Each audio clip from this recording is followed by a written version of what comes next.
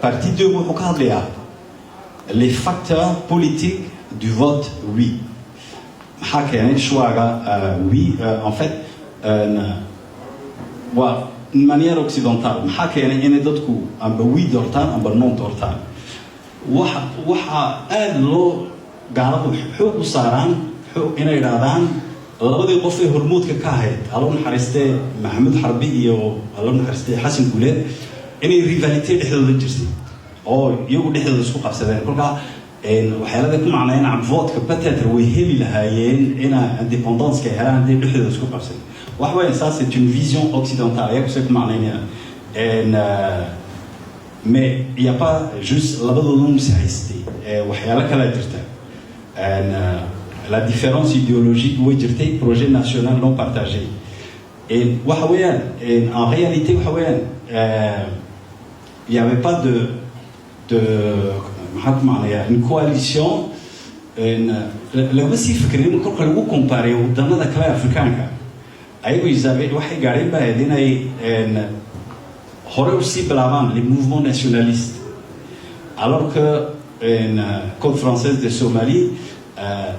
mouvement nationaliste may bilaabin mais c'est plus tard le bilaabi doonaan. Et en fait, c'est toujours une manière occidentale, hein. Avec ce que m'en est, et puis il y a la rôle naturel. La guerre, les lois partie 3, les rôles traditionnels, d'un coup, ils sont de dourquer au carrière politique. Ou qu'il y a ay halera la voter indépendance na Francisca la lejou.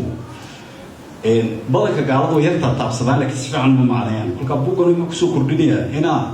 chapitre idil amba parti idil aan kaga hadalo role ka ciyaareen maxaa la yidhahdaa dhaqanku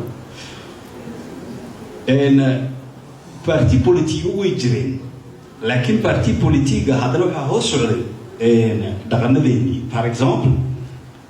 1952 amba 1952 waxaa dhacay inaa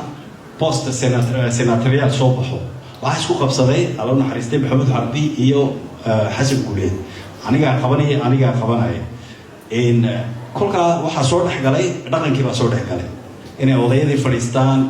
laga tashado yaa fadhiisan yaa u dayna ina labadoodii ma wala qaadan karaa booska inuu qofuun qaato